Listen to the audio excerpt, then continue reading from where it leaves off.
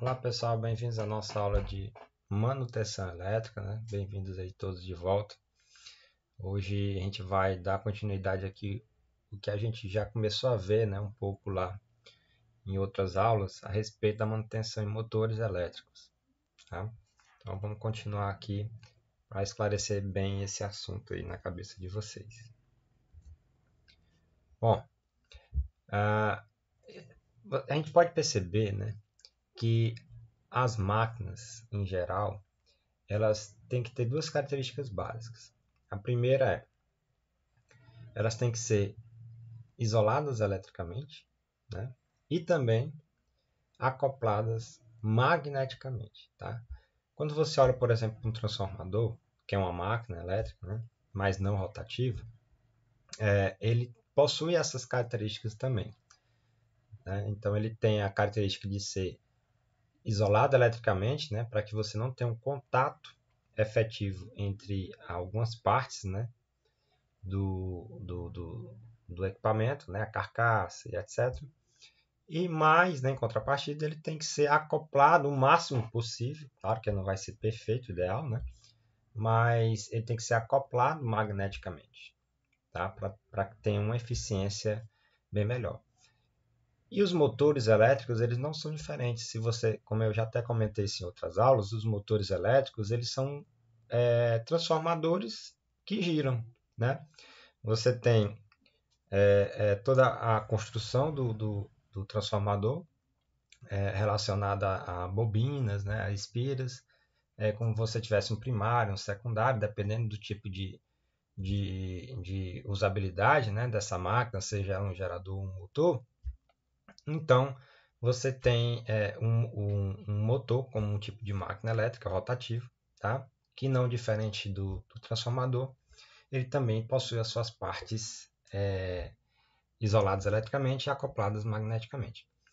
E entre as principais formas de degradação dessas máquinas, né, você tem exatamente no ponto onde existe a isolação elétrica desses materiais. Tá? E um dos principais pontos de defeitos, né, relativos a motores elétricos consiste, né, na degradação desses isolantes térmicos. Tá? Esses isolantes térmicos aqui nesses equipamentos. Então, isso está ligado diretamente, né, à vida útil dessas máquinas. Isso também já relacionou lá em transformadores. Né? Isso. Então, a vida útil de um isolante pode ser drasticamente reduzida, né, se houver um sobreaquecimento. Então, ela é reduzida, né, drasticamente se houver um sobreaquecimento representativo do motor. Tá?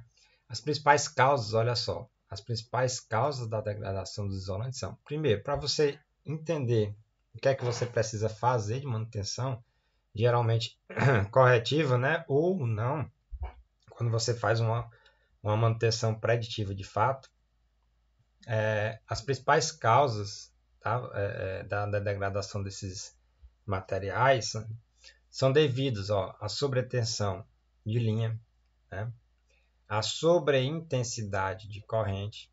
Tá? Muitas vezes a gente pensa que, na verdade, o problema todo é só na intensidade da corrente, mas também existe a sobretensão de linha também. Às vezes você pode ter sobretensão e não ter uma sobreintensidade de corrente. Né? E essa sobreintensidade de corrente, principalmente aonde, gente? Nas partidas. Por isso que nós utilizamos, né, aqueles tipos de formas de partidas de motores para diminuir aquela corrente de pico inicial. Tá? A gente pode até ver em outro momento um pouco mais sobre isso. Outro ponto, né, principalmente em máquinas que trabalham em pedreiras, alguma coisa desse tipo, você tem um depósito de poeira formado por pontes condutores.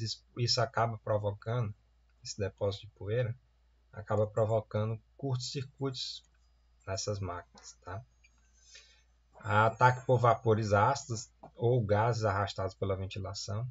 Né? Então, também isso é uma outra forma de você ter, né, essa degradação aí na parte dos isolantes térmicos dessas máquinas, tá? Ou gases também. Bom, então você conhecendo os principais tipos, né, as principais causas, você vai começar a atacar exatamente esses problemas, correto? Então, os procedimentos para manutenção desses isolantes, né, manutenção desses isolantes são equipar os quadros de alimentação com aparelhos de proteção, tá? Exatamente para quê? Para evitar essas sobretensões sobre intensidade de corrente. Aproveitar os períodos de parada dos motores para limpar as bobinas e enrolamentos, principalmente a questão de poeira, né? Se necessário utilizar, instalar filtros no sistema de ventilação, é um ponto que acumula muita poeira, não é isso? Você que tem, por exemplo, ventilador em casa, geralmente você tem que limpar também, né, o ventilador, porque senão, com o tempo, ele começa a acumular muita poeira e isso pode provocar o que? Curto-circuito. Tá? Então, colocar os motores em lugares salubres, né, se possível, muitas vezes não é, né? Verificar qualquer desprendimento de fumaça, enfim, você tem uma série, né, de procedimentos que você utiliza exatamente para tentar reduzir esses efeitos danosos da degradação dos isolantes. Tá? A gente vai ver lá na frente o que é que isso provoca no motor elétrico. Tá? Então você tem também medidas de prevenção. Né?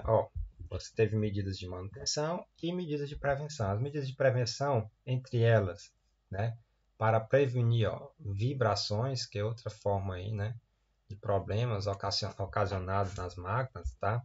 Agora a gente está tratando um pouco mais sobre as vibrações. Você tem que observar, né, o estado dos mancais. Mancais é onde o motor está fixado.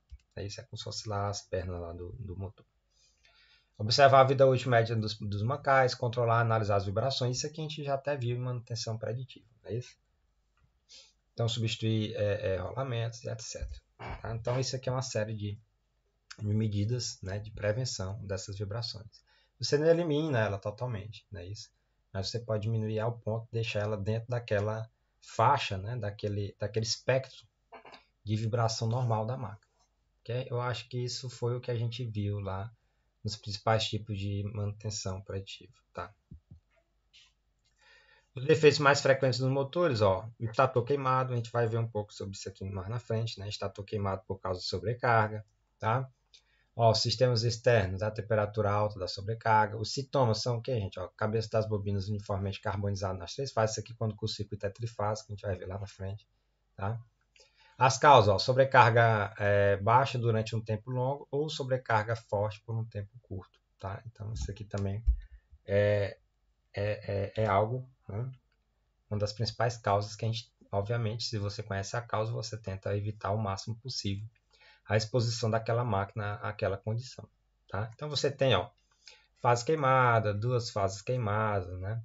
Curto-circuito entre 2 fases, entre a fase e a massa, tá? Que é o estator, né? O rotor, uma fase interrompida. Então você tem uma série de procedimentos, sistemas externos, os sintomas internos, as causas, tá? Isso aqui tudo acaba virando um checklist, vamos dizer assim, daquilo que você pode fazer dentro do seu planejamento de manutenção. Tá?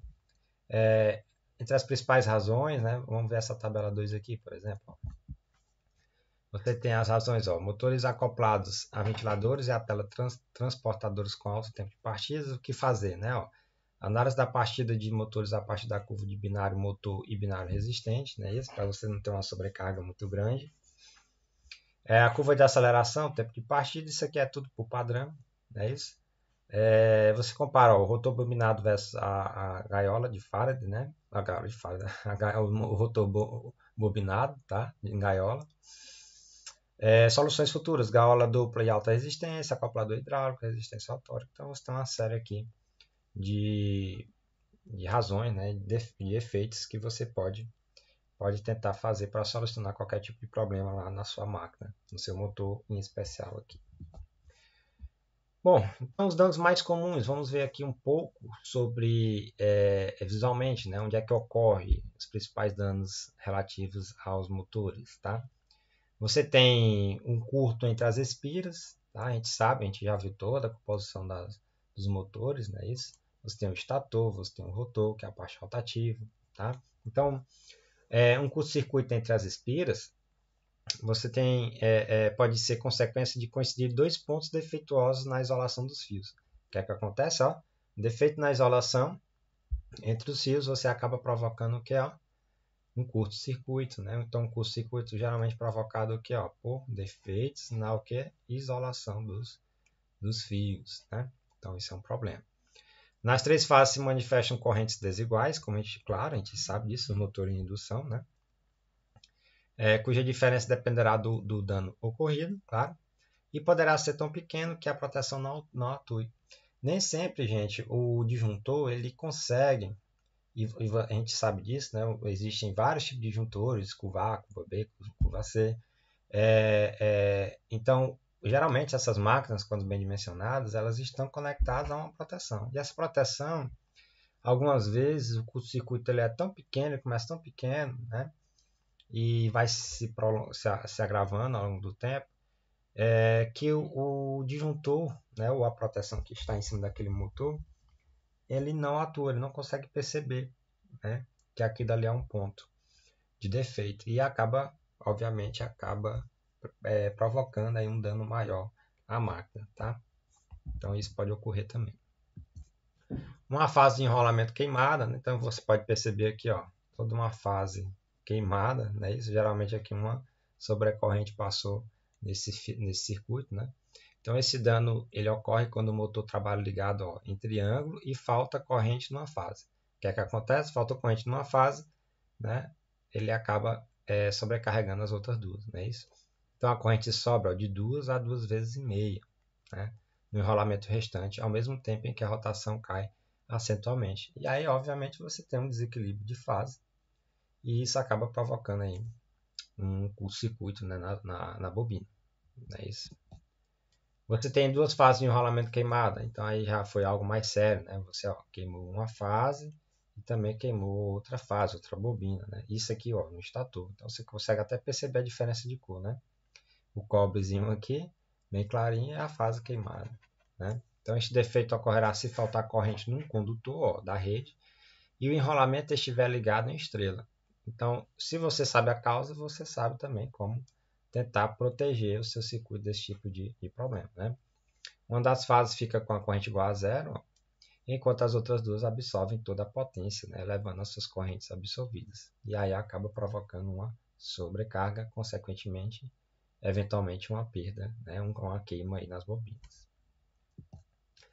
E aí algo mais complicado, né? Você tem aqui as três fases queimadas, né? Aqui já chegou um ponto extremamente crítico. Então você tem uma sobrecarga.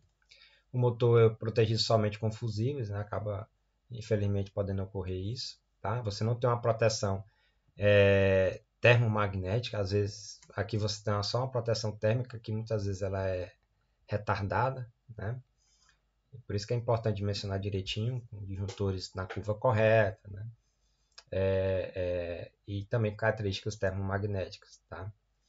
Então, a consequência será a carbonização progressiva dos fios e da isolação, culminando com um curto, né, entre as espiras ou curto contra a massa, também que é pior ainda. Né? Então, ligação do motor incorreta, por exemplo, o motor 220-380, 220 fase neutra e 380 fase, né, ou delta estrela, ele é ligado através de estrela triângulo a uma rede de 380. Né? Então, a corrente absorvida será tão alta que o enrolamento queimará em poucos segundos. Tá? Então, é como se você estivesse colocando o motor numa configuração para 220 e colocando ele numa rede de 380. Então, isso pode ocorrer e ocorre muitas vezes para quem não tem experiência aí no processo de conexão desse tipo de máquina na rede. Tá? Então, isso aqui é um dano pesado. Né? Aqui não tem jeito, aqui é retirar toda a bobina, ver se salva, né, o estator, ver se não danificou o estator. Então, retira tudo e aí rebobina tudo de novo. Tá? Depois eu vou mostrar aqui uns vídeos para vocês, uns links do processo de rebobinamento desse estator aqui. Tá? Você tem curto-circuito entre as fases também. Você pode perceber aqui que houve a conexão aqui entre as fases. Geralmente o que, gente? Ora, entre cada fase você tem aqui o isolante térmico, né? E o isolante físico também. Então, se ele perdeu a isolação, o que foi que aconteceu? Tocou uma fase na outra e acabou provocando um curto. Então, essa foto ela mostra um defeito típico, né, causado por uma falha de isolação. né, entre as cabeças de bobina de fases diferentes. Então, isso acaba provocando um curto-circuito, tá? Também não tem jeito, rebobina tudo, né? E um curto contra massa dentro da ranhura. Então, esse é um curto muito difícil de perceber, porque você só percebe o mesmo quando retira o rotor, né, de dentro do ao redor que está dentro do estator, vamos dizer assim, né? Então, se você perceber, né, entender aqui, ora, esse trecho aqui ele está na parte interna, vamos dizer assim, do estator e ele está encoberto, vamos dizer também assim, né, pelo rotor. Então é difícil você visualizar isso, tá? Então este dano ele pode ser oriundo de um curto entre as espiras ou ainda de uma falha de isolação em relação à massa, né? Outra coisa também, quando você tem um descalibramento de rotação do eixo do rotor, ele acaba tocando, né? Porque você sabe que tem que ter um pequeno espaço entre o rotor e o estator para que ele consiga girar. É isso que a gente chama de entreferro, esse espaço entre o rotor e o estator. E se tiver acúmulo de poeira, né, ou um desequilíbrio do eixo, né, do rotor, ele acaba tocando esse estator e acaba provocando esse tipo também de curto-circuito, tá?